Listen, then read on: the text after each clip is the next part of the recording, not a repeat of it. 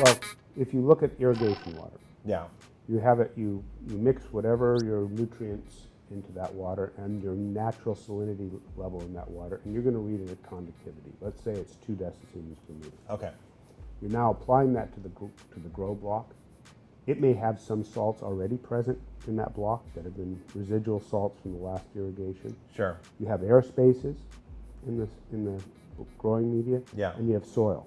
Okay. All those affect the conductivity that you now measure. Okay. You're no longer measuring directly in the liquid. You're All right. measuring in the plant environment. Okay. So that adds additional variability on at least 3 levels then, is what A we're lot saying. of levels, but generally what you can do to manage that is typically it might be 1/3 to half of what that EC of that water, irrigation water is, when the soil is very wet.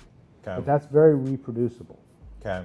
So one of the things that can be done is you can monitor what that is in the soil and then reproducibly continue to establish that same condition going forward.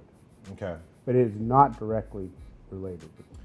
So does our software, when it's making recommendations, account for this and then kind of basically simplify that so you don't have to be a scientist to kind of determine this stuff, or how does that work? Well, our measurement of salinity Yeah. will give you when you wet the soil up to near saturation, Yeah. our measurement of salinity is going to be close to that conductivity of the water present in the soil. So just Okay. like the irrigation water.